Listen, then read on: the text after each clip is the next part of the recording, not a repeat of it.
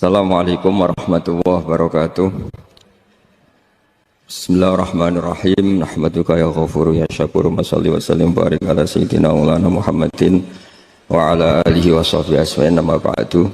Kalau kamu berdoa itu yang tadarruk. Tadarruk itu ya yang sangat sopan wa khufya, secara diam-diam atau secara enggak berlebihan. Terus hanya ayat innahu la yuhibbul mu'tadin. Allah itu tidak suka orang yang melewati batas. Itu termasuk melewati batas dalam doa karena ada unsur mendikte Allah. Saya memberi contoh tadi. Misalnya kita sebagai cowok berdoa, ya Allah saya ingin punya istri cantik, sholihah, nasabnya baik, gak pernah cerewet, gak pernah apa. Itu kan nanti nyarinya juga susah. Nanti kalau Allah menjabatkan itu adanya di surga, ning donya ora payu rabi, kira-kira. Nah, itu sudah berlebihan. Terus kalau ada ulama mengatakan doa itu mukhul ibadah. Itu maksudnya gini, doa itu bukti kita minta itu bukti kita lemah. Dan merasa lemah itu sudah bagian dari ibadah. Makanya masyhur itu syairnya Abdul Al-Haddad itu. Fadu'ai wabtihali dalilun li fiftikori itu. Jadi saya berdoa itu hanya sebagai bukti saya butuh Allah. Saya sendiri tidak punya kepentingan mustajab apa enggak. Jadi wali-wali yang mengatakan doa itu mukhul ibadah, sebetulnya itu malah wali-wali yang dari awal enggak kelintas disembadani apa enggak. Butuhnya dia itu menunjukkan bahwa saya ini lemah. Buktinya, posisinya minta. Itu yang dimaksud mukhul ibadah. Tapi kalau kita berdoa terus posisi kita protes. Katanya kamu baik ya Allah, engkau baik. Ternyata enggak juga. Buktinya semua doa saya enggak kamu kabulkan. Ini malah doa kriminal. Jadi yang dimaksud mukhul ibadah itu doa. Itu bukti minta. Minta itu bukti lemah. Makanya ada syairnya Abdul Al-Haddad maksud fadu'a iwabdihali dalilun lifif tikoh. Jadi saya minta engkau ya Allah itu bukti saya butuh. Jadi itu bukan dua hal yang harus dipertentangkan. Jadi kalau doa dikatakan apa? Ibadah karena di doa itu minta. Nah, minta itu bukti merasa kita lemah. Berarti kita sa'il Allah mas'ul. Kita minta Allah yang kita mintain. Kita menengadah Allah yang berposisi memberi. Itu saja sudah cukup sebagai ibadah. Meskipun doa kita tidak mustajab. Karena memang tadi seperti itu. Kalau di ilmu-ilmu tasawuf itu apa ya? Doa itu memang benar-benar sudah mukhul ibadah karena tadi perasaan merasa butuh sama Allah itu. Nah, merasa butuh itu, kalau kita berdoa merasa butuh sama yang kita minta, itu dalam ilmu tasawuf sudah kriminal, berarti kamu lebih butuh makhluknya. Misalnya begini ya, saya ingin punya rumah bagus, terus setelah punya rumah kredit saya utangnya banyak. Sebetulnya saya itu tidak pernah ingat Allah, gara-gara utang banyak kredit jatuh tempo, terus melibatkan Allah. Ya Allah saya ini utang banyak, ini terus tolong dibayar. Sebetulnya saya itu ingat utang, cuma Allah tak libatkan kan. Lah itu tidak akan jadi wali, yang jenis ini tidak akan jadi wali. Saya ingin jadi dosen, melibatkan siapa ya nanya? Melibatkan Allah, terus malam-malam bangun melibatkan Allah. Itu artinya apa? Kamu itu lebih ingin yang kamu minta ketimbang ingin Allah. Kalau wali itu enggak gitu, kangen Allah, terus tahu Allah itu zat pemberi, karena tahu Allah zat pemberi terus minta. Maka yang dikangen itu ya Allahnya dulu. Kalau kita kan enggak. Punya kasus dulu, punya keinginan banyak dulu. Baru ingat siapa yang bisa ya. Oh Allah. So, Allah kita libatkan. Ya untungnya Allah baik. Mau ramal utang, bukan mikir. Untungnya Allah tidak jawab itu. Jadi itu bedanya wali. Kalau wali itu kangen Allah dulu, baru minta. Kalau kita enggak, banyak masalah dulu, baru melibatkan Allah.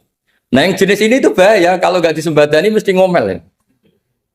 Gusti katanya kalau yang minta kamu kabulkan, ternyata ini enggak. Nanti kalau Allah jawab, kamu itu tidak kangen saya, kamu itu kangen uang, kangen perempuan cantik yang kamu inginkan.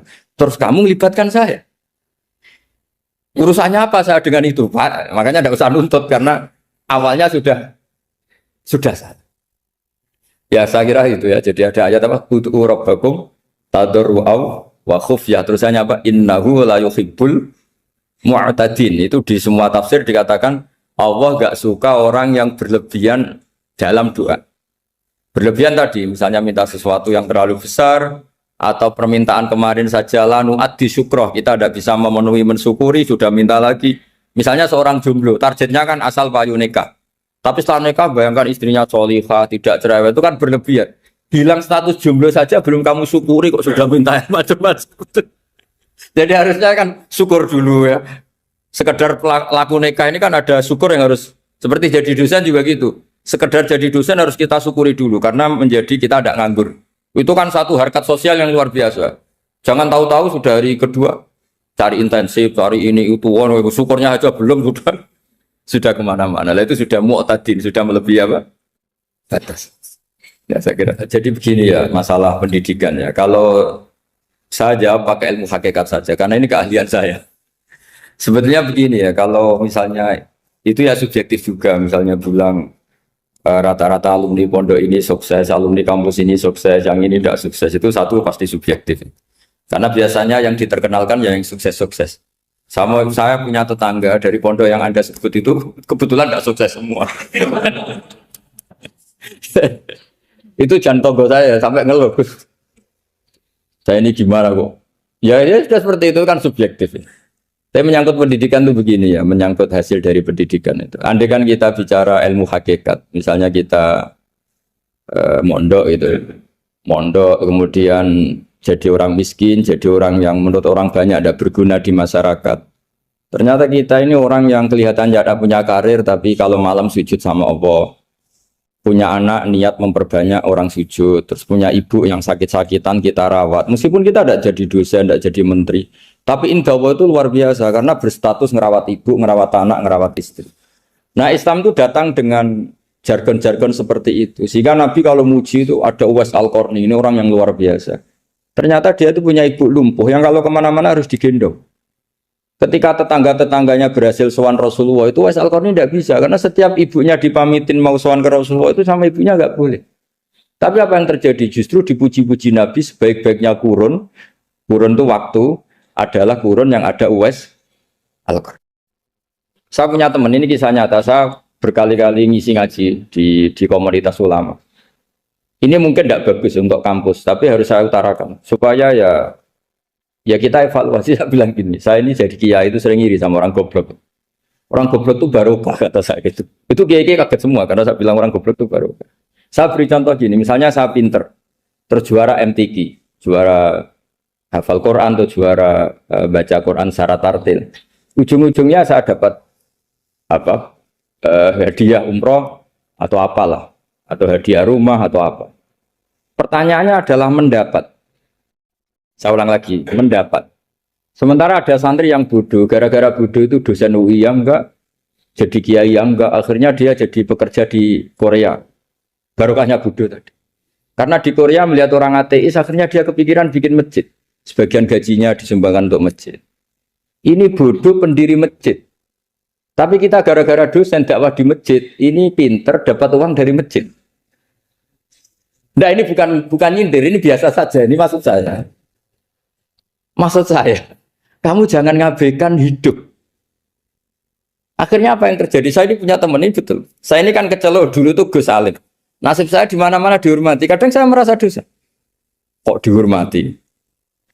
Saya punya teman, dulu gobloknya minta ampun sekolah sekelas sama saya. Gobloknya, soalnya gobloknya harus disepakati. Sudah. Iya, goblok musmalah kira-kira.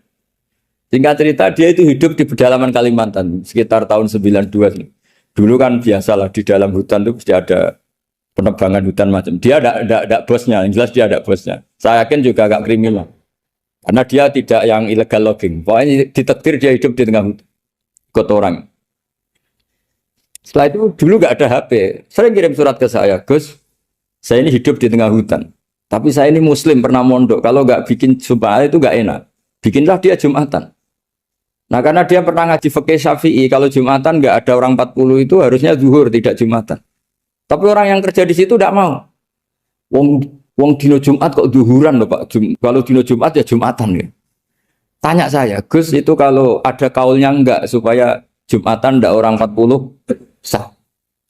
Singkat cerita dia lama-lama jadi pendiri masjid di situ. Dia punya sedikit gaji ya dipakai masjid, punya sedikit tanah diwakafkan untuk masjid.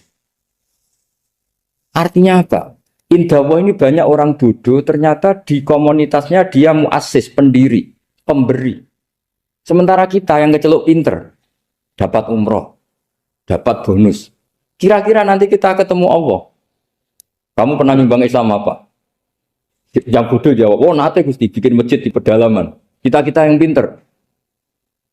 Kayaknya kalau memberi enggak lah Gusti. Reputasinya mendapat. Ketika Nabi memenangkan perang Badar, itu ada Asra Badrin, tawanan-tawanan perang Badar. Nabi suka musyawarah, suka rembukan. Ya Abu Bakrin, menurut kamu tawanan ini diapakan? Kata Abu Bakar, hum asyiratuka. Mereka itu keluarga engkau, orang-orang Quraisy. Ya dibebaskan saja. Pakai tebusan. Nanti uang itu kita kelola supaya jadi penguat Islam. Dan orang-orang ini merasa utang jasa karena harusnya dibunuh, tapi kita bebaskan. Tanya, bagaimana kamu ya Umar menurut kamu? Kata Umar, ini kan orang-orang yang dulu ingin bunuh kamu. Yang ingin menghabisi jenengan, ingin dan sudah ngusir jenengan. Ya setelah ketangkap ya dibunuh kok repot. Apa kata Rasulullah? Rasulullah spontan ngendikan, innama salaka ya Abu Bakrin kama sali Ibrahim. Kamu ibarat kayak Nabi Ibrahim. Izqala faman tabi'ani fa innahu minni wa man asani fa innaka ghafurur rahim. Jadi Nabi Ibrahim itu unik. Melihat umat itu sesyafakoh itu. Syafakoh itu banget sayangnya. Nabi Ibrahim cara berpikir, faman tabi'ani fa innahu minni. Orang yang ikut saya ya Allah pasti golongan saya. Tentu layak masuk surga. Wa man asani, orang yang mendurhakai saya, fa innaka ghafurur rahim. Engkau Maha Pengampun. Bukan yang mendurhakai langsung masuk neraka, enggak. Engkau Maha Pengampun. Wa masaluka ya Umar kama salin Nuh. Isqala rabbi la tadzar ala ardi mal kafirina dajjara. Umar, kamu mirip Nabi Nuh. Inginnya semua orang kafir dihabisin. Ya masyhur kan Nabi Nuh itu enggak ingin ada orang kafir sampai ada banjir tufan. Nah kalau sampean tanya bedanya apa dengan garis keras sekarang? Bedanya ya beda sekali. Kalau Nabi Nuh benci sama orang kafir itu diserahkan yang punya. Sehingga yang punya yaitu Allah yang menghukum dengan banjir bandang. Tapi kalau kita kan kadang kita bertindak sendiri. Jadi potensi disalahkan. Yang jelas dalam hadis-hadis sahih, Nabi Nuh itu tidak bisa mensyafaati karena itu. Ketika diminta syafaat, ini hadis sahih bukan ada di Bukhari, ada di Muslim. Karena biasanya kalau di kota itu ditanya ini sahih enggak?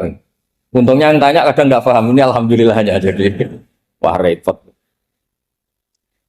Nabi Nuh itu diantara sebabnya nggak bisa mensyafaati adalah pernah corong Jawa maksudno kaume. Kalau dalam bahasa Arab itu da'a li Zaidin berarti mendoakan positif. Kalau da'a la Zaidin mendoakan negatif. Kalau orang Jawa itu ada doa, ada pasot.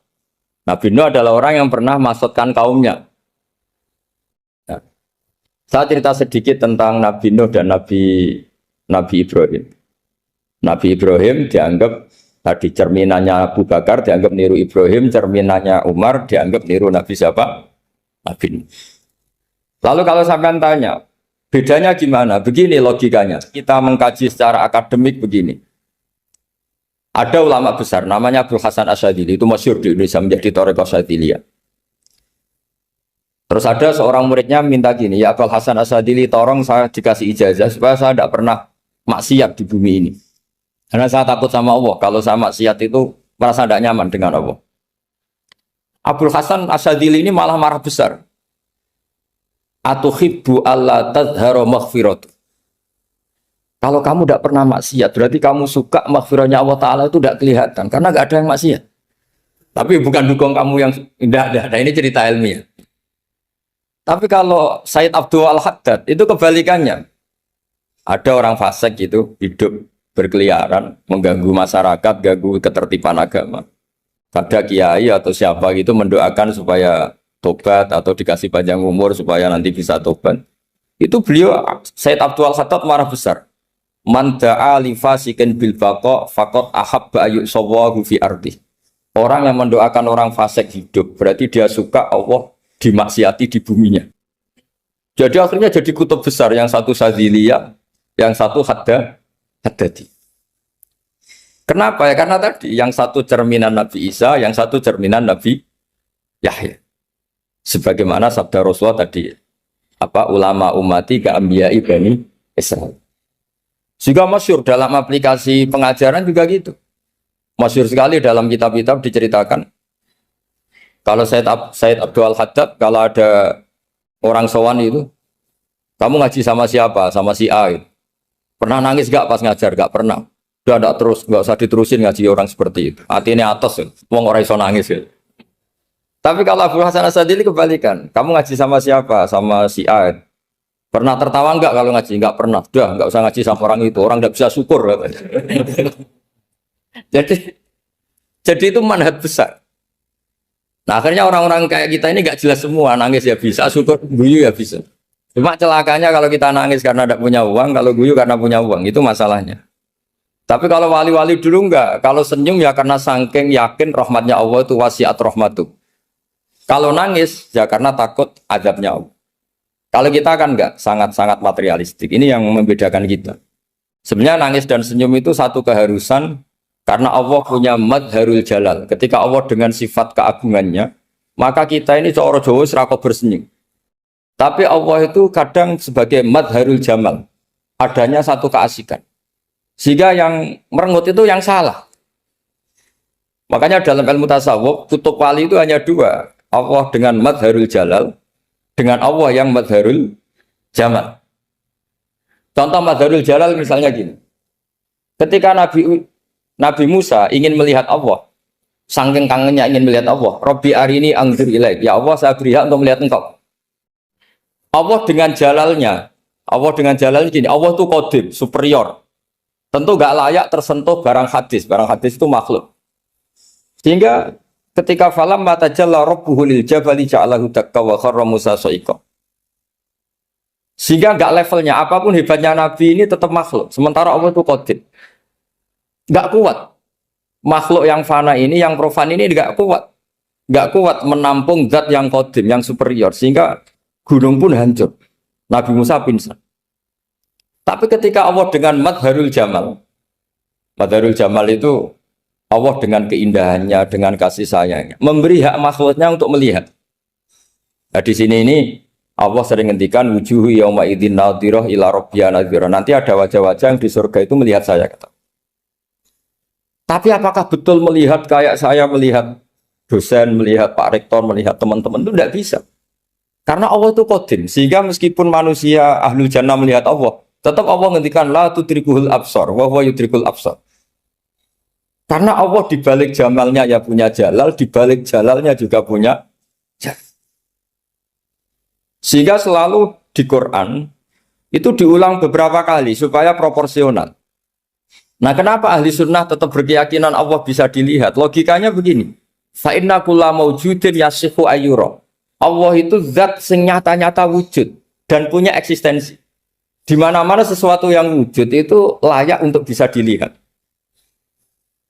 Lalu pertanyaannya gini, kenapa kita tidak bisa melihat sekarang kok nunggu di akhirat? Karena mata kita sekarang itu profan, fana. Sementara kita setelah di surga, tubuh kita didesain abadi. Ya saya ulang lagi ya, setelah kita di surga, semua fisik kita ini didesain abadi. Tentu karena desainnya sudah abadi, layak melihat zat yang abadi. Tapi pertanyaannya, kenapa tidak bisa ikhatoh, tidak bisa melihat sampai faham, la tudrikul absar? Karena abadi kita itu diabadikan. Sebagaimana surga abadinya diabadikan. Neraka diabadikan. Sementara Allah abadi dengan dirinya sendiri. Yaitu Al-Qayyum. Atau dalam bahasa ngajinya Qiyamuhu binafsi. Nah lalu pertanyaan, makanya Mu'tazilah itu menentang betul kalau orang di surga bisa melihat Allah. Cara berpikir Mu'tazilah, melihat itu artinya yang dilihat ada arahnya. Sementara Allah terbebas dari arah. Tapi kata ahli sunnah cara berpikir tidak seperti itu. Melihat itu pokoknya tahu.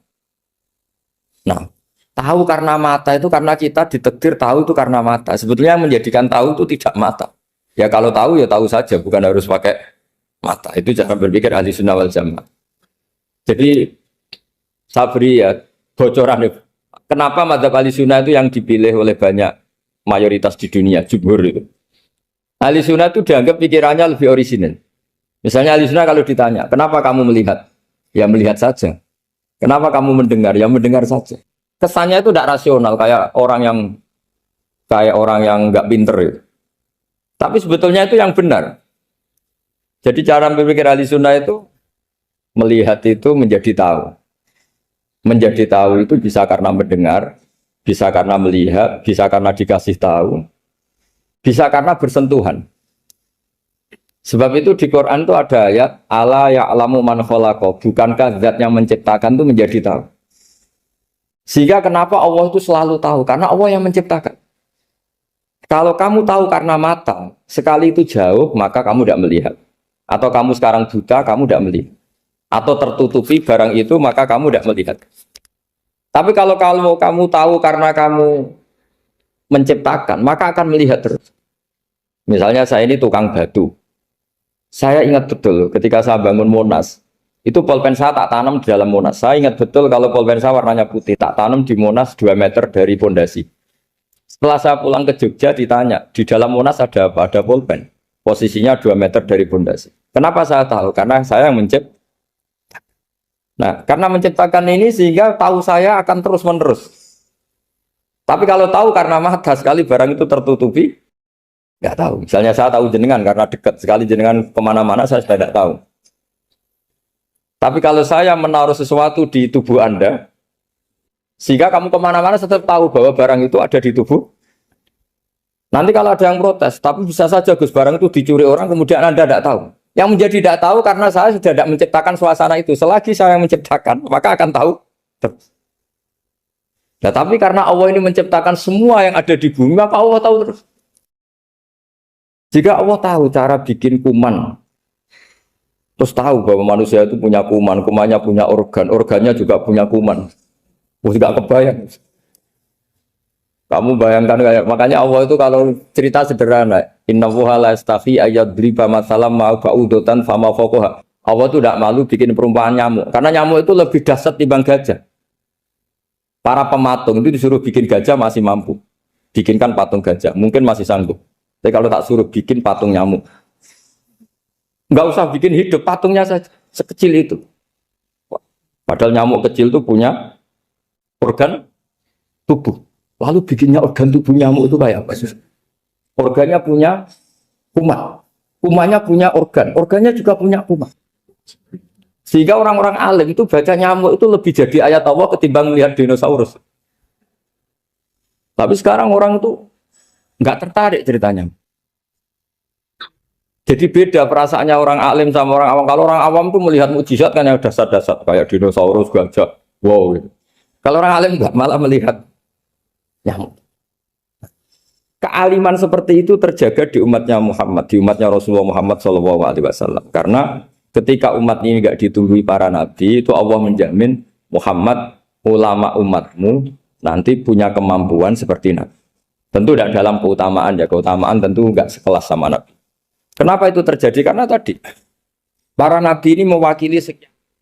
Kalau kita sangat mencintai Indonesia, maka kita akan tegas siapapun yang ingin menghancurkan Indonesia. Itu kira-kira cerminan Nabi Nuh. Kalau kita sangat mencintai Allah, maka kita akan benci sebenci-bencinya sama orang yang mendurhakai Allah.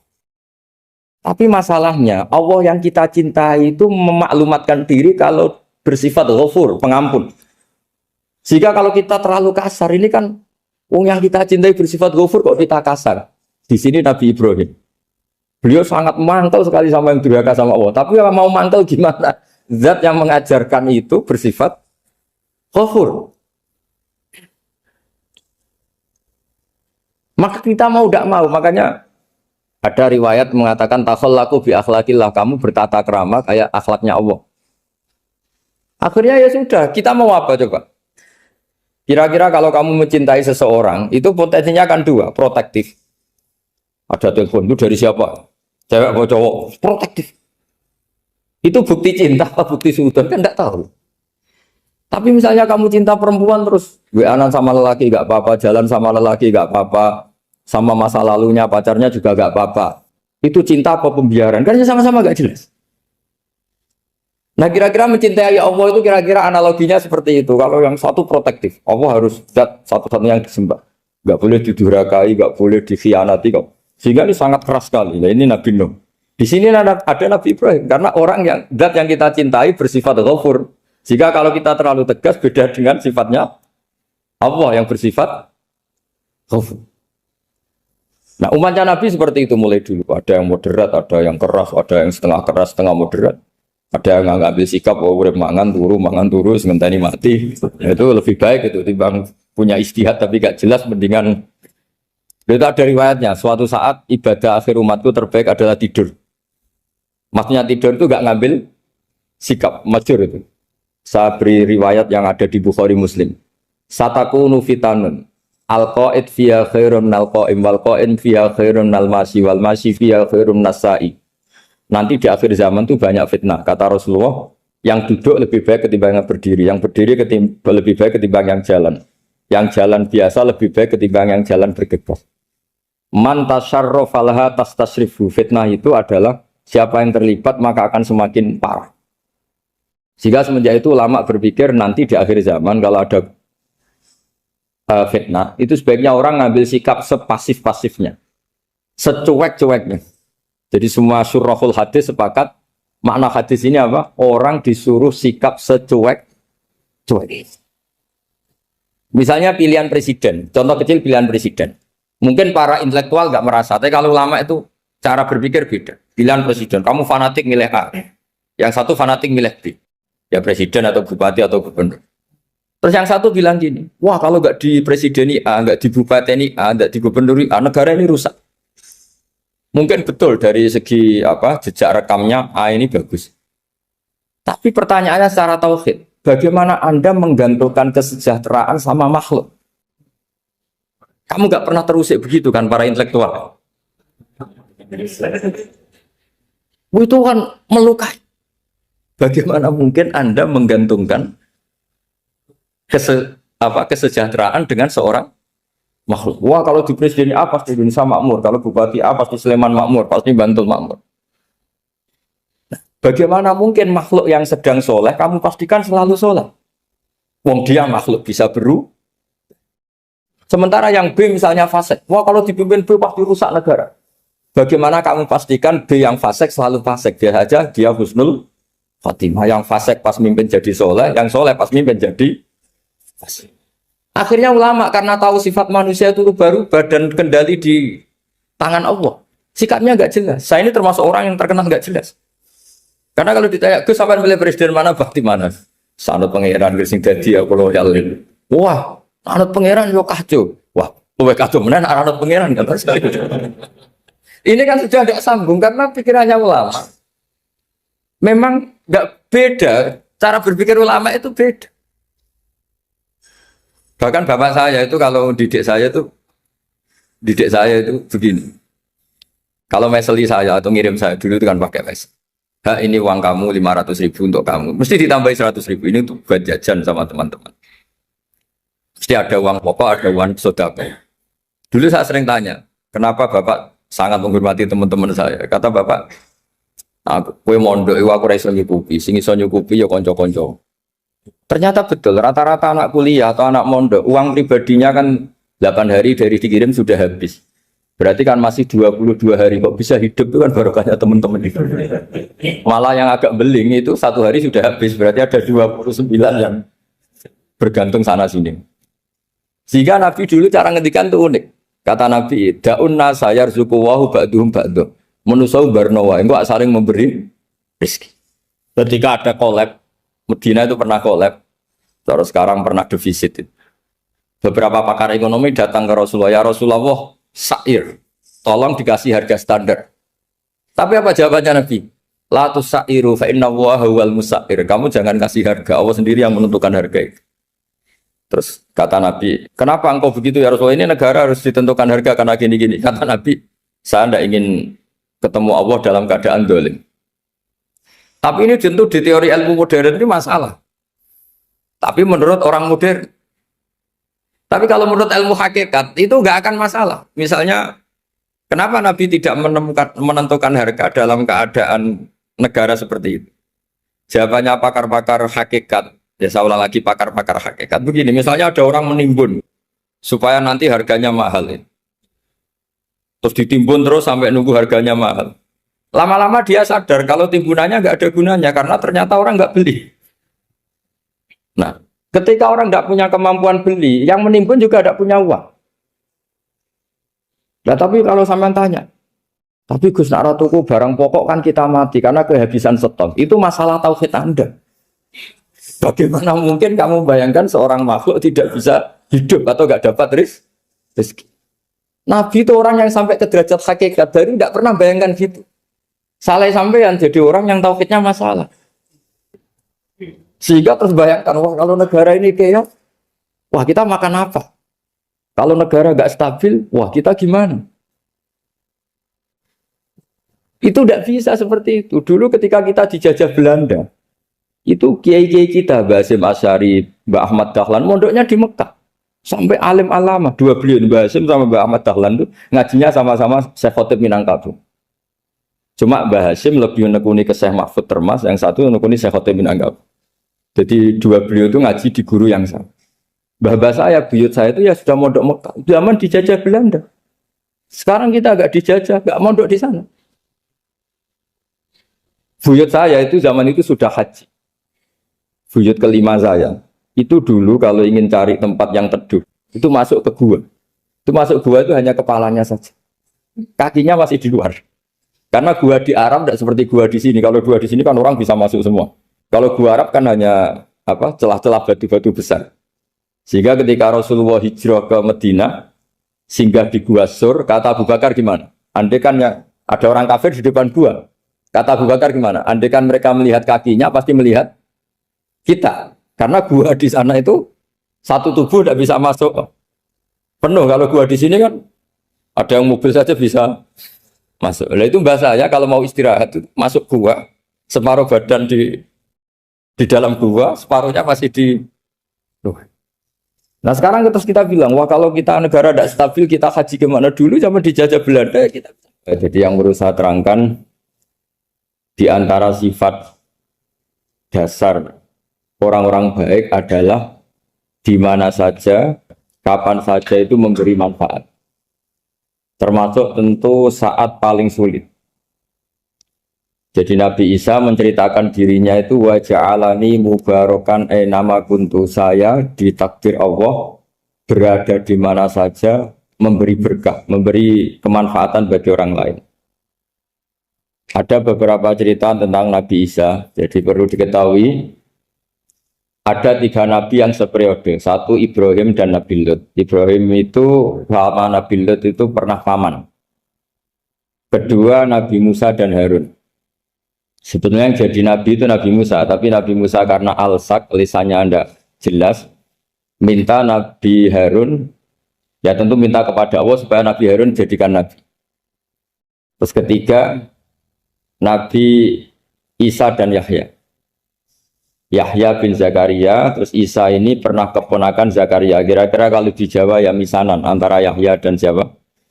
Isa. Jadi ada 3 nabi yang seperiode. Tapi yang paling berkompeten, yang sederajat kira-kira seperti itu hanya Isa dan Yahya. Karena Nabi Lut dan Nabi Ibrahim itu beda level. Karena Lut ini pernah keponakan, jadi hubungannya kira-kira yang murid dan guru. Terus Musa dan Harun itu juga nggak level karena Nabi Harun ini jadinya Nabi itu atas permohonan Nabi Musa. Sehingga meskipun Harun itu kakaknya tapi nggak berani bantah. Jadi Nabi Musa itu dalam cerita beliau itu alsak. Alsak itu lesannya agak kedal. Tapi ini alsak yang barokah. Jadi dulu ceritanya Musa kecil karena dia seorang Nabi, beliau seorang Nabi. Itu kalau melihat Fir'aun itu mantelnya bukan main. Padahal kecilnya dirawat Fir'aun. Singkat cerita mulai kecil sudah usil. Kalau melihat Fir'aun itu ya jenggotnya dipakai mainan. Pokoknya nakal. Lama-lama Fir'aun curiga dasar orang Israel. Nabi Musa ini turunan Israel. Lama-lama Fir'aun itu yakin kalau itu sengaja. Akhirnya Fir'aun mau membunuh Musa. Terus kata istrinya Fir'aun, Musa itu masih anak kecil, jadi seperti itu ya bawaan anak kecil, bukan bawaan kebencian terhadap orang Kipti, orang Mesir. Kalau dalam bahasa kitab kuno Mesir itu Egypt al-Kipti, makanya disebut Maria al-Kiptiyah. Kalau orang sekarang bilang Egypt itu bahasa kunonya Mesir itu al-Kiptiyah. Nah, memang secara bahasa Arab Mesir itu nggak mungkin, bahasa Arabnya Mesir itu nggak mungkin karena Misra itu maknanya kota. Jadi kalau kamu bilang kamu kemana, ke Misro, ke kota, lah yo kota mana, yo kota Mesir, itu bisa debat kusir. Jadi ya kayak kita lah, kita sekolah di mana, di madrasah. Madrasah terjemahnya apa? Sekolah. Nah, kemudian oleh istrinya Fir'aun ya gini saja, buktikan kalau Musa itu masih anak kecil. Masyhur itu dalam cerita dikasih bara api sama apel. Sebenarnya Musa kecil ini sudah pinter mau milih apel. Sama malaikat Jibril diarahkan tangannya itu ngambil apa? Bara api terus dikunyah. Itu yang menyebabkan lisannya Musa itu alsak, agak pelat. Nah, ketika jadi rasul itu akan repot karena nanti harus pakai penerjemah. Jadi seorang rasul tapi lisannya tidak apa? Cakap. Akhirnya Nabi Musa realistis ngendikan ketika diutus wa akhi Harun wa afsahu minni lisanan fa arsilhu ma'iyarid ayyusaddiquni inni akhafu ayyukadzibun. Ya Allah, saudara saya Harun itu lisannya lebih fasih.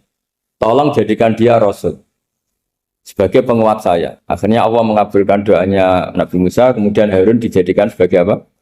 Rasul. Sehingga meskipun satu angkatan, Harun dan Musa ini enggak level. Artinya enggak level itu ya Harun yang takut Musa. Terus ketiga ini Nabi Yahya dan Nabi Isa. Ini umurnya ya seangkatan, kecerdasannya, jadi nabinya sama-sama mulai kecil. Kita tahu Nabi Yahya termasuk yang diberi khitab Allah, ya Yahya khudil kitab bi quwwah wa atainahu hukma sobiyya. Yahya berpeganglah kitab secara kuat dan dia saya kasih kenabian ketika kecil. Sama dengan Nabi Isa yang disebut wa yukallimun nasa fil mahdi wa kahla. Sehingga karena selevel dua nabi ini menjadi figur besar dalam manhaj, dalam metode dakwah. Dua, karena masih misanan tadi, kalau Jawa kira-kira mirip misanan. Dua nabi ini kalau memilih satu kampung, itu kalau Nabi Yahya, itu milih kalau singgah di satu kampung, Nabi Yahya mesti tanya, orang sini yang paling soleh siapa, yang paling baik siapa. Ya terus singgah atau nginap di rumahnya orang baik tadi. Tapi kalau Nabi Isa enggak, orang sini yang nakal siapa, yang paling beling siapa. Terus Nabi Isa singgah di situ. Akhirnya ada pertanyaan dari Nabi Yahya, lima tanzilu ala syirarin nas. Kenapa kamu selalu singgah di orang-orang nakal? Syiror itu orang-orang nakal. Masyhur itu Nabi Isa menjawab, ana tabibun udawil mardo. Di mana-mana Nabi itu ibarat seorang dokter, kerjaannya tentu menyembuhkan orang-orang yang apa? Sakit. Jadi dua nabi ini sering berdebat, tentu debat yang baik, dan itu menjadi cara Jawa itu punjeri ilmu. Jadi manhaj ilmu besar antara Yahya dan Isa. Begitu juga Nabi Yahya itu kelihatan agak rileks, panik, saking takutnya sama Allah. Kalau Nabi Isa itu rileks, pokoknya kumpul orang-orang nakal itu ya rileks. Akhirnya ada dua pertanyaan sekaligus nanti jadi dua manhaj. Kenapa kamu sering sering kalau bahasa Arab itu abasa ya. Terus yang Nabi Yahya balik bertanya, kenapa kamu sering senyum, sering tertawa? Kenapa memangnya terus? Ka'annaka ta'manu min makrillah. Kamu sering senyum kayak kami sudah terbebas dari azab Allah, dari ditegur Allah, seakan-akan kamu orang paling benar yang nggak akan salah. Nabi Isa balik tanya, sama kamu sering masam, sering meru, ka'annaka taqnatu rahmatillah, seakan-akan kamu putus asa dari rahmatnya Allah. Sehingga kemudian itu jadi manhaj besar. Kalau terlalu senyum, ya dianggap orang yang kayak nggak punya perasaan dosa. Tapi kalau terlalu masam, terlalu merenggut, seakan-akan rahmat Allah itu terbatas. Sehingga seakan-akan Allah itu rahmatnya nggak cukup lah untuk mengelola manusia ini. Sehingga itu jadi metode besar yang masyhur itu dalam sebuah hadis Nabi ngendikan, ulama ummati ka ambiya ibani Israel. Ulama umatku itu kapasitasnya atau fungsinya atau manfaatnya setingkat nabi-nabi Bani apa? Israel. Karena ketika umat ini nggak ditunggui para nabi setelah Rasulullah SAW, itu yang nunggui hanya ulama. Tapi ulama ini sudah cukup mewakili para nabi Bani Israel. Dan banyak syurrahul hadis, para menyarah hadis mensarahkan Nabi tidak ngendikan ulama ummati kamisli seperti saya, tapi ka'ambiyai Bani Israel. Bagaimana nabi-nabi Bani Israel? Nabi Bani Israel itu macam-macam. Termasuk ada yang tidak nikah, yaitu yang bernama Yahya dan Isa. Delala umatnya Nabi itu ada orang alim alamah yang ilmunya melegenda, yaitu namanya Imam Nawawi. Itu tidak nikah. Sampai kabudut. Meskipun dalam ajaran syariatnya Nabi, an-nikah sunnati, tapi selalu ada orang yang ditakdir tidak nikah. Karena masyhul, karena sibuk ngurus ilmu. Bukan karena tidak laku, yang jelas itu bukan karena tidak laku. Imam Nawawi itu ganteng, orangnya ya normal. Tapi karena sibuk nulis, beliau sampai kabudut itu tidak nikah. Imam Sibawai itu suka sekali sama ilmu, menjadi istri utamanya ya ilmu. Dia ganteng, Sibawai itu maknanya itu apel, dia ganteng sekali, sampai banyak cewek yang senang. Akhirnya dia nikah. Saya nggak pernah dikumpulin. Dia belajar terus. Ketika beliau ke pasar, dulu nggak ada supermarket, beli kertas, kitabnya dibakar semua sama istri. Dikira istrinya terus mencintai dia, malah diceraikan. Itu siapa Imam Sibawai. Terus ada umatnya Nabi yang paling unik di dunia. Mungkin Pak dosen, saya kiai pun nggak bisa nih. Tuh ada orang tuh ganteng sekali, istrinya cantik sekali. Itu tahu-tahu sudah 10 tahun tidak pernah hubungan suami istri. Karena ketika si suami itu tahu istrinya cantik, itu langsung sholat sujud syukur, sholat terus, saking senengnya punya istri cantik. Yang istrinya cantik juga solihah, tahu suaminya ganteng ya terus sholat terus syukur. Itu sampai berhari sampai bertahun-tahun. Terus ketika ketemu cocokan, dek kita sudah nikah berapa? Terus dilihat, kayaknya sudah 10 tahun, tapi tidak pernah hubungan. Oh itu nggak kebayang itu. Ganteng sama cantik, kalau jelek sama jelek itu mungkin. Yang satu villa naudzubillah, satu itu kan nunggu rafa saja. Ini nggak ganteng sama cantik. Nah kenapa kualitas ulamanya Rasulullah itu bisa seperti Nabi Bani Israel? Karena agama ini, umat ini sudah ada ditunggui para nabi. Sehingga mau tidak mau kualitas ulama, alhamdulillah barokahnya Nabi itu berkualitas kayak nabinya Bani Israel. Soal kebahagiaan. Nenek moyang pulau jenengan tuh anaknya banyak. Dijajah Belanda, jajah Jepang ya nyatanya anaknya banyak-banyak. Itu kira-kira bahagia apa enggak? Nah, artinya gini ya tentu kita tidak ingin dijajah itu tentu ya. Tapi kita ini selalu latah. Wah kalau ekonomi jatuh kita makan apa? Kalau kita dijajah kita tidak perlu seperti itu. Rahmatnya Allah Ta'ala itu akan adrokatna. Rahmatnya Allah Ta'ala akan menemukan kita. Apapun kondisi kita, apapun keadaan. Ini cara berpikir tauhid. Sehingga Nabi itu tidak pernah bayangkan umatku narata tunggoni piye, ditunggoni Allah. Sehingga masyhur dalam hadis-hadis sahih, la tazalu ta'ifatun min ummati dzahirina 'alal haq la yadurruhum man khadalahum wala man khalafahum wala man nawa'ahum. Selalu di umatku ada kelompok-kelompok yang selalu membela kebenaran dan tidak akan terkalahkan oleh kesesatan di akhir zaman. Kenapa? Cara berpikir orang tauhid itu sederhana begini. Allah menamakan dirinya Al-Hadi, penunjuk jalan. Dan sifat Allah pasti nafidah, karena Allah tidak terkalahkan. Sama seperti Allah menyifati dirinya Ar-Razzaq, Ar-Razik, yang memberi rizki. Maka orang segoblok apapun, selumpuh apapun, selemah apapun tetap dapat rizki. Sama, Allah mensifati dirinya Al-Hadi, memberi petunjuk. Maka zaman serusak apapun orang tetap dapat petunjuk. Sehingga kita tidak perlu khawatir, wah nanti zaman kalau sudah rusak nasib Islam gimana? Ya coba sekarang, nasib Islam gimana? Ya baik-baik saja. Dulu ditunggoni wali songo ya banyak orang Islam, sekarang nggak usah wali songo. Ditunggui dosen-dosen yang ngajar aja nunggu digaji. Kiai pidato ya ada yang beri salam template.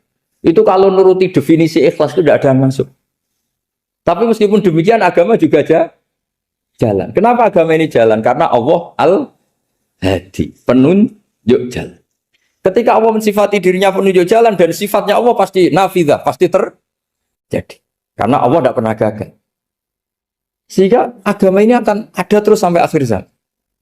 Coba Amerika kayak apa? Islamfobia. Di Amerika tambah lama tambah banyak Islam. Eropa juga gitu. Australia juga gitu.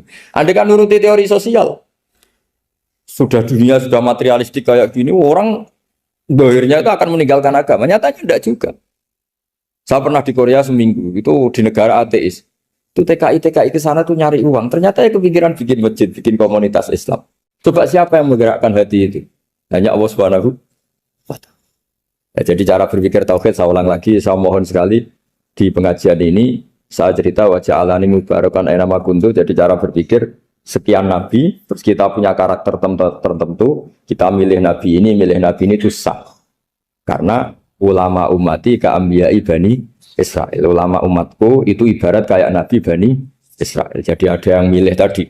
Seperti Nabi Isa fokusnya ngurusi orang-orang nakal. Itu juga bagus karena di mana-mana nabi itu seperti dokter. Tapi Nabi Yahya hanya berkawan sama orang-orang soleh. Kita tahu berkawan orang fasik itu resiko ketularan. Iman pas-pasan wae kancane nang fasik kan taqabbalallahu minna minkum gitu. Wong kamu sendiri tidak sehat-sehat amat berteman orang penyakitan kan bahaya. Tapi kalau kamu sebagai dokter kok hanya berteman orang sehat, lalu kamu apa? Penelitiannya gimana? Masa saya dokter spesialis, pernah penelitian, semua orang sehat saya pernah saya teliti. Itu dokter aneh apa enggak? Saya dokter spesialis TBC, spesialis paru-paru. Yang kamu teliti siapa? Semua orang sehat. Pernah meneliti yang sakit? Tidak pernah. Kan ya jadi dokter aneh. Tapi misalnya terus kamu sendiri terus berteman orang penyakitan terus kan ya rawan tertular. Nah, ini ada dua figur yaitu Nabi Yahya dan Nabi siapa? Ini yang makalah yang saya siapkan. Begini, sekarang Indonesia itu dikepung oleh paham-paham keras. Sebetulnya untuk menghadapi paham-paham keras itu yang paling hebat tentu ilmu. Dalam banyak cerita, banyak saksinya juga. Pernah, ini masyhur sekali cerita ini. Sya'rawi itu ketemu orang ekstrim yang mau mengebom orang-orang Islam yang sedang main di bar. Dugem lah kira-kira gitu.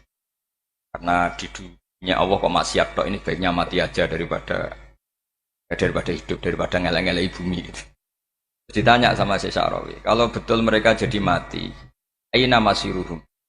Lalu mereka mati terus kemana? Dijawab oleh ekstremis tadi, ya ilanar karena mereka matu fi hinil maksiyah, mati ketika maksiat. Terus jawabnya si Sya'rawi, lalu kalau mereka ke neraka itu keinginan Rasulullah apa keinginan kamu? Apakah pernah Rasulullah itu berkeinginan umatnya mati masuk neraka? Ya enggak. Ya sudah, kalau itu tidak keinginan Rasulullah jangan lakukan. Itu kan satu ilmiah yang luar biasa. Rasulullah tidak pernah ingin umatnya mati dalam keadaan siap masuk neraka. Makanya tidak usah mati pas itu ya. Bener MC tadi, kalau mati milih tanggal dan milih tempat. Ya itu diantara pujian-pujian yang masyhur tuh, yang dulu sahabat ada yang muji Rasulullah itu, "Khuliq tamu barraun min kulli aibin, fakaan nama khuliqta kama tasya." Jadi itu sebenarnya makalahnya sahabat, tapi yang untung Mustafa Atif karena dapat uang banyak dari nyanyi. Jadi itu sebenarnya makalah normal dari pujian seorang sahabat, tapi yang untung Mustafa Atif. Mungkin yang untung juga pengundangnya karena ternyata badi ya. Tapi itu makalah itu. Nah cerita Imam Sya'rawi tadi, Sya'rawi Sya'rawi Mutawali Sya'rawi ya. Mufassir itu. Saya punya kitabnya itu 27 jilid. Saya sebagai peneliti itu ya ndak tasdek amat karena saya butuh adit ya, butuh penguat itu. Dan penguat itu pula yang saya bawa ke sini. Ya ini saya baca terjemahnya dulu, nanti saya baca Arabnya supaya dapat barokahnya Rasulullah SAW sebagai Jami'ul Kalim. Nabi pernah didatangi seorang Bedui. Bedui itu Arabi, orang kampung. Minta sama Nabi, karena Nabi itu udah orang kaya, tentu kira-kira saya bayangkan ya dikasih 50.000 atau 10.000. Si Arabi ini tidak terima, dan tidak terima ngomong di depan umum. Ketika Rasulullah tanya, apa saya sudah baik sama kamu? Kata si Arabi tadi tidak. Karena kamu kikir hanya ngasih saya segini. Sahabat hampir marah saja karena Nabi tersinggung gitu. Tapi Nabi lalu mengajak orang itu ke dalam rumah. Kira-kira kalau Indonesia mungkin ditambah 200.000 atau 300.000. Kemudian, apa ini cukup? Ya cukup. Kamu sudah puas? Ya puas. Fajazakallahu min ahlin wa asyiratin. Dipuji-puji Nabi. Kemudian kata Rasulullah, ayo kita keluar. Keluar nemuin khalayak begini. Khalayak rame. Kamu tadi mengkritik saya, menghujat saya di depan umum. Maka kamu sekarang harus memuji saya di depan umum. Supaya clear. Akhirnya mau dia. Oke, kita mau. Akhirnya muji-muji, Pak Muhammad itu orang baik, Muhammad itu orang baik, dermawan gini. Setelah itu dia pulang. Hebatnya Rasulullah ketika pulang kata Nabi begini, sabda Nabi begini. Kalau saja dia pas benci saya itu kok mati. Saya ulang lagi. Kalau saja dia pas komentari saya buruk tadi kok mati, maka dia mati sebagai min ahlin nar karena berstatus pencaci maki Nabi. Akhirnya dia muji Nabi itu lewat disuap, lewat dikasih uang lagi, dikasih uang lagi. Loh itu sudah sah. Jadi saking baiknya Allah, Islam suapan itu juga sah. Itu kan muji Nabi itu karena di suap. Makanya ini penting. Sehingga dalam khazanah Islam itu memang agak aneh-aneh. Jadi di antara ceritanya dalam hukum-hukum Islam itu ada orang fasiknya minta ampun tapi minta karena iman sama hadis bahwa nanti kalau ada orang mati disaksikan orang dua apalagi kalau empat min ahli jannah maka dia min ahli jannah. Itu dia fasiknya minta ampun, nyewa orang. Nanti kalau saya mati bilang saya orang baik. Betul. Setelah dia mati bayar. Ini baik, ini baik. Satu kampung nggak ada yang percaya ini saksi bohong. Tapi sama Allah diampuni karena kesaksian suapan ini. Lalu berarti jangan ngalah suap ya enggak, saya ada ngalah suap, ngalah sedekah. Karena sekarang kalau ada caleg bayar katanya sedekah. Ya sedekah terpaksa. Ini penting saya utarakan karena apa? Allah itu menilai itu tidak sama dengan pikiran kita. Makanya kubu sebelah ini terlalu ekstrem. Memaksa Allah berpikiran kayak dia. Satu karena kurang ngaji. Nomor dua ya tadi emosinya lebih tinggi ketimbang intelektualnya. Ini penting saya utarakan.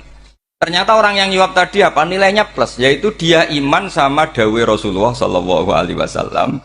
Kalau yang namanya saksi itu penting. Cuma dia mendapat cara itu lewat suap. Tapi kan iman.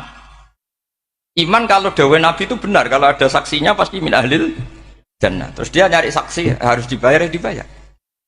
Sekarang sama iya 1 juta. Sekarang saya tanya di KPPS atau di mana-mana saksi pemilu itu dibayar enggak? Dibayar sah apa enggak? Sah. Jadi kadang kebenaran itu harus dibayar. Ini penting saya utarakan karena ada orang perempuan cantik dirayu, digaji supaya main di niklab dibayar jadi orang maksiat. Lalu mungkin ada ustadz gaji dia, bayar dia supaya mondok. Gak tahu terusannya apa, terus diwayah apa enggak tahu saya. Pertanyaannya ketika kamu bayar kemudian jadi santri, itu kamu dosa nyuap apa dosa sodako membiayai proses kebenaran? Sodako.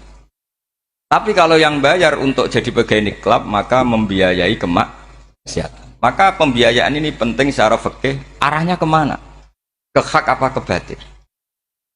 Jika di Fathul Mu'in diterangkan, misalnya ada orang layak jadi pemimpin, dan kemudian rivalnya itu orang yang menyesatkan atau calon perusak bangsa.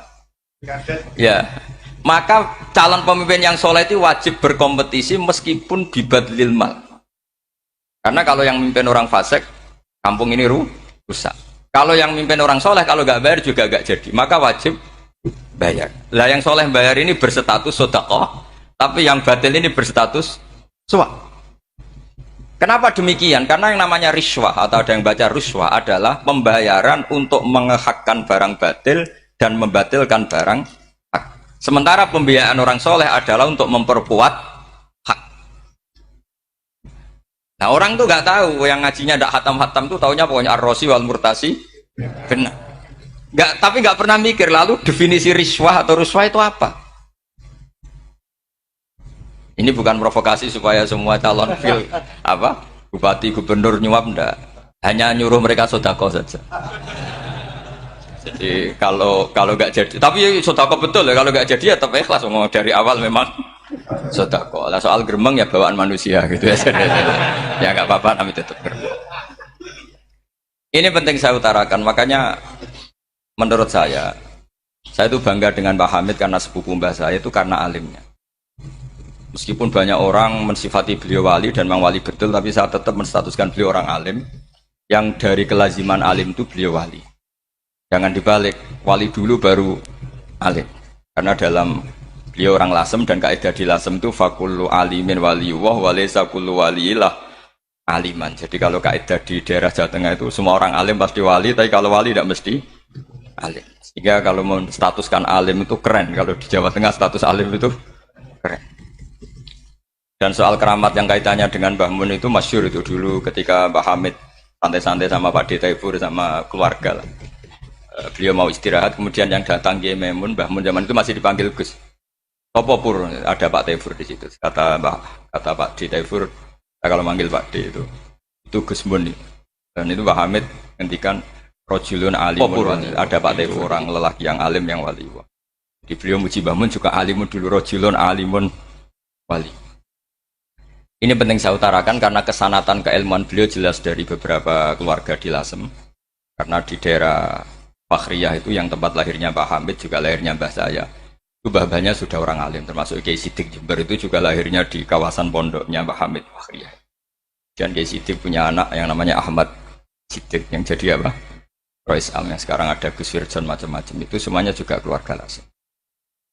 Nah, saya cerita keluarga ini penting bukan karena tafakhur atau tabai, bukan karena Allah itu membuat satu tradisi besar memang lewat dzurriyyah.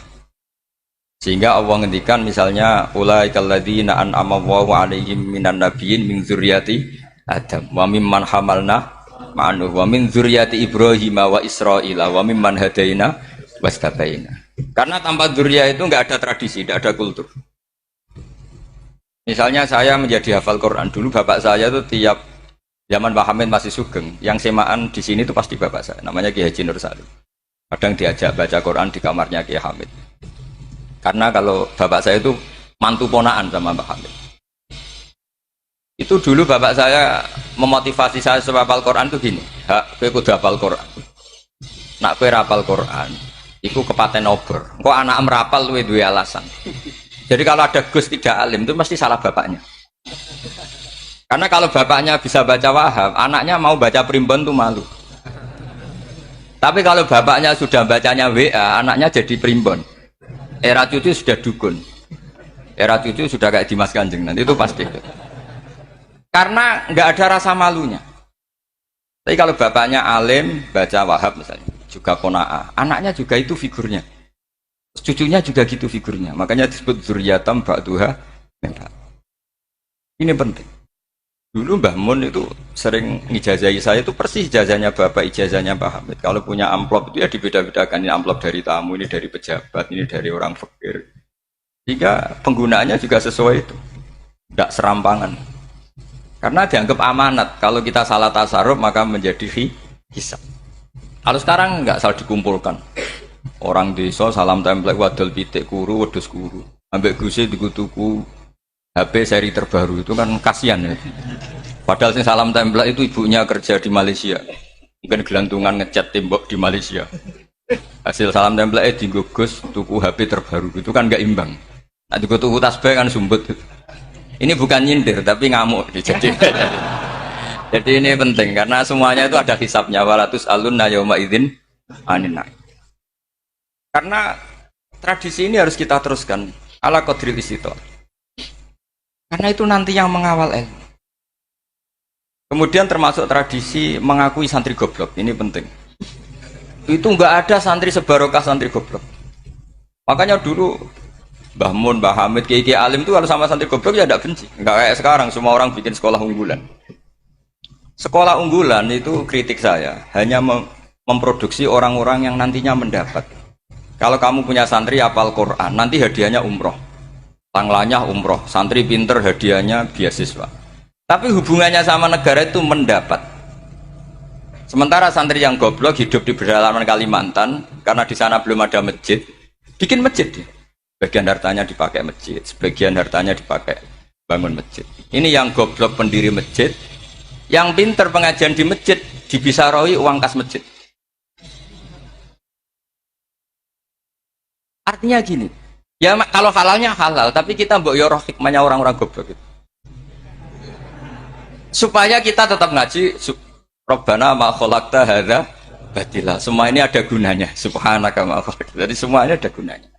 Maka bagi santri-santri yang goblok, tolong nanti saya di Fatihah karena saya ini pembela Anda.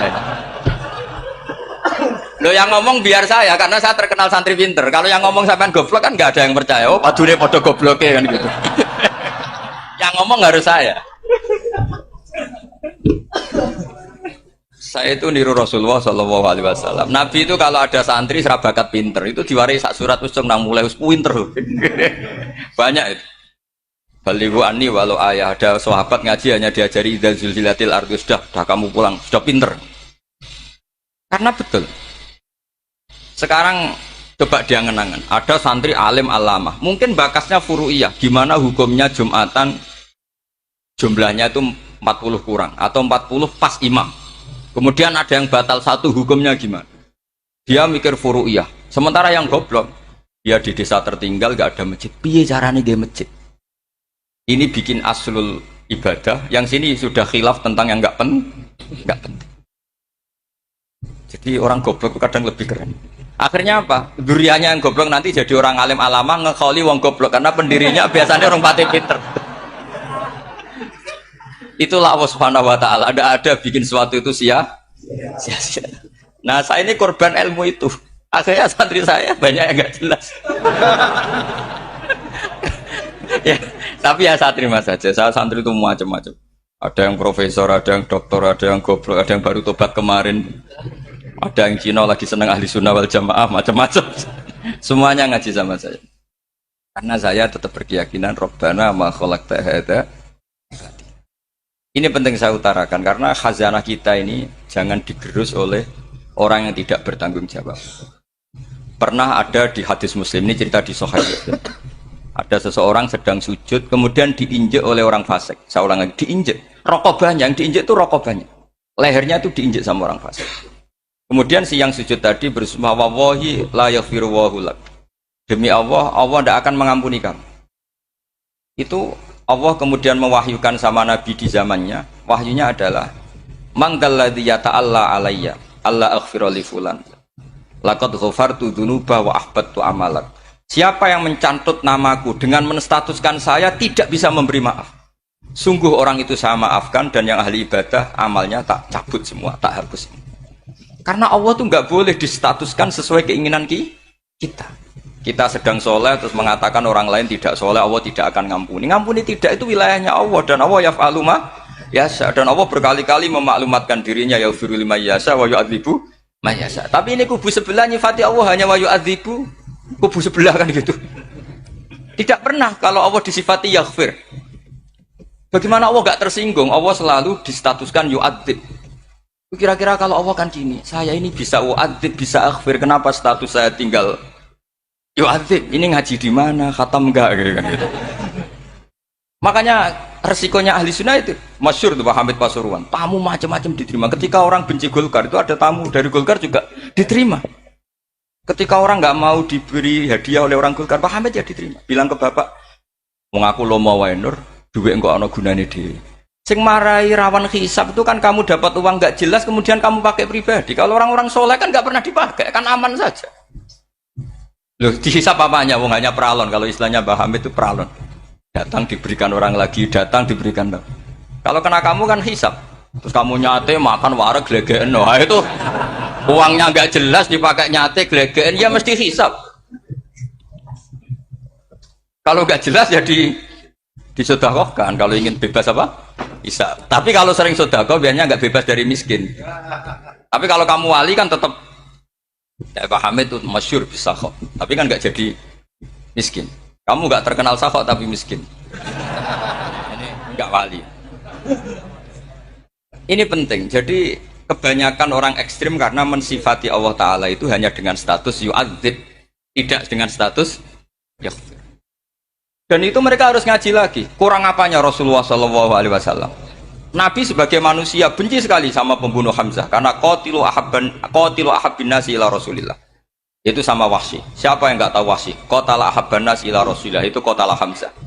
Dan ketika Nabi nyuwun sewu maksud no Wahsy, Allah malah nurkan ayat laisa laka minal amri syai'un aw yatuba alaihim. Ada pilihannya aw yatuba alaihim.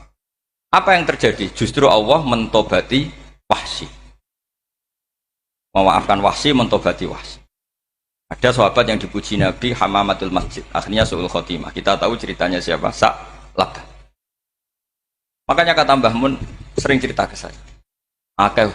Banyak orang darani saya itu tidak jelas, kata Mbah Mun. Karena saya sama siapa saja baik, sehingga banyak yang nuduh saya itu tidak jelas. Kata beliau, ulama paling jelas ya saya ini, kan? Karena masih orisinil, kata beliau. Tapi pakai bahasa Jawa, karena tadi Mbak Idris bilang ada yang MA ya, Madura asli tadi. Makanya saya terpaksa bahasa Indonesia tadi. Kata Mbah Mun, ulama paling jelas ya saya. Karena saya menyikapi siapa saja baik, karena di hati saya hanya membaca laisa laka minal amri syai'un aw yatuka alaihim aw yu'adziba. Kenapa kamu vonis si buruk? Bisa saja nanti baik. Yang sedang baik bisa saja nanti bu. Kalau nasib seseorang nggak jelas, kenapa kamu sikapnya jelas? Nah, ini orang-orang nggak ngaji itu memaksa orang lain jelas. Ini kubu sebelah pasti salah, ini pasti benar. Wong manusia kok dipasti-pastikan gimana? Kita ini tidak nabi. Kalau nabi maksum pasti benar. Kalau sampean apa? Maksum bisa. Jadi ketidakjelasan para ulama ini berdasar konstitusi tadi bahwa itu wilayahnya Allah. Ini penting saya utarakan. Jadi penting sekali. Jadi orang yang sedang fasik sekarang bisa saja nanti tobat. Yang sedang sekarang soleh bisa saja nanti masalah. Hingga Rasulullah tetap mengajarkan ya muqallibal qulub tsabbit qalbi ala dinik. Jadi kalau ngaji itu khatam. Khatam itu begini misalnya ya. Saya pernah ngaji Ihya, belajar Ihya khatam. Bahkan saya punya takrirannya berdasar kitab Ithaf, sarahnya Ihya. Kalau ingin tahu sanadnya sarah Ihya, ya misalnya Gus Idris ini, oleh Idris ngaji Mbah Hamid Pasuruan, ngaji Mbah Dimyati. Mbah Dimyati ini ngaji sama kakaknya Kiai Mahfud Termas. Kiai Mahfud ngaji sama abahnya Kiai Abdullah. Kiai Abdullah ngaji sama abahnya Kiai Abdul Manan. Kiai Abdul Manan ini mulazim terhadap Sayyid Murtado Az-Zabidi. Jadi kalau santri Salafiyah ini ya kira-kira topkoh Sabiah. Karena Mbak Idris Sadisa ya kira-kira sampean itu dari pengarang Ithaf itu baru topkoh berapa? Sabiah, masih keren. Turun pitu. Masih kaya lah. Lah kamu kok miskin? Turun ke wolu katanya. Jadi nanti kalau masih keren. Itu sampean ngaji kitab kalau khatam. Saya ulang lagi kalau khatam. Itu memang ada bab-bab di mana ulama itu harus tegas, harus tafriq bainal haqqi wa bainal batil. Oke, itu bagus. Mana yang hak, mana yang batil kita bedakan. Di bab itu bagus.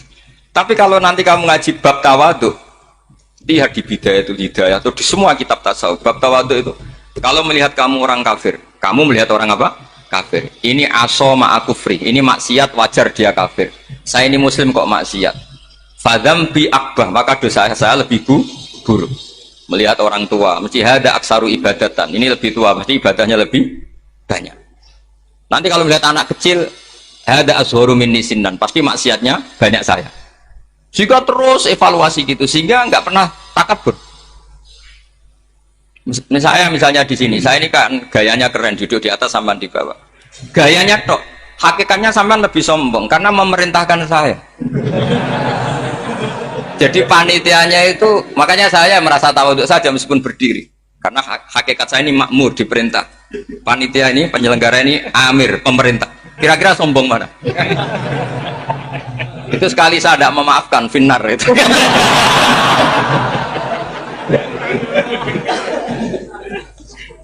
Tapi insya Allah tak maafkan. Iya masih insya Allah. Jadi ini penting. Jadi mbok ya orang-orang yang ekstrim itu mikir keinginan Rasulullah SAW itu umatnya meninggal dalam keadaan baik. Makanya benar tadi, notulen tadi, kalau doa, kalau ingin mandi itu memang harus ada jadabnya. Tapi yang asli loh ya, jangan gaya-gayanan. Ya asli betul, yang nggak khilaf memang asli. Itu ada seorang wali doa di depan Nabi itu begini, ya Allah, saya harus jadi orang soleh. Allah diharuskan itu kan nggak sopan ya. Ya Allah, saya ini harus jadi orang soleh. Kenapa? Sekali saya soleh, maka surroh habibu, yang seneng kekasihmu. Sekali saya fasik, maka yang seneng musuhmu, yaitu iblis. Tinggal jenengan milih mana, nyenengkan kekasihmu apa nyenengkan musuhmu. Akhirnya ada batahu, ya sudah soleh aja soleh ini kok doa kok neror orang ini. Kira-kira gitu. Ya Allah, saya harus jadi orang soleh. Kalau saya jadi orang soleh, surroh habibuk, yang seneng kekasihmu. Kalau saya jadi orang fasik, yang seneng musuhmu. Sedangkan tinggal milih saja, menyenangkan kekasihmu apa menyenangkan musuhmu. Kira-kira Allah seneng mana? Seneng menyenangkan. Wah, itu doa paling mustajab. Tapi syaratnya harus anti bikolbin dan dari ijazah nggak mandi, itu ijazah nggak mandi.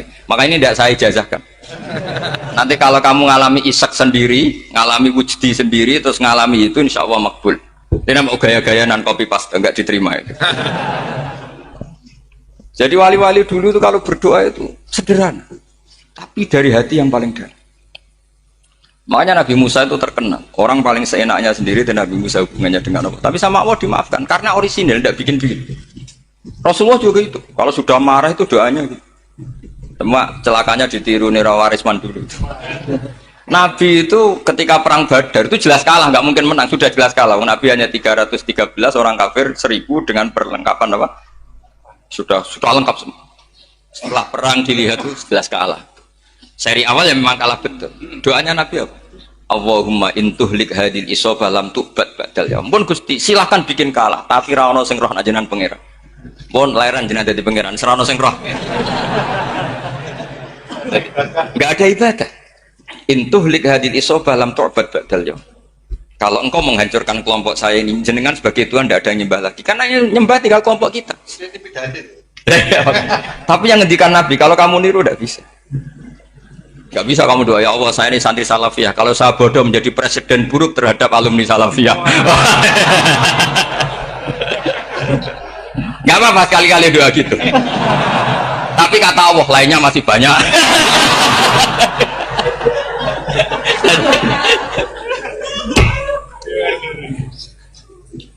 Tapi itu syaratnya tadi harus ada al-wujdi wasima. Jadi makanya Imam Ghazali punya kitab al-wujdi wasima.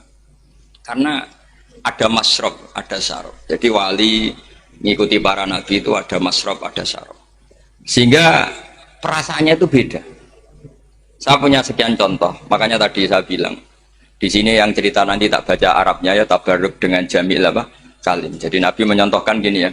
Hubungannya Nabi dengan umatnya itu kata Rasulullah ibarat orang punya unta atau sapi yang susah itu. Yang sarodat itu berat. Kalau bahasa sini apa begitu?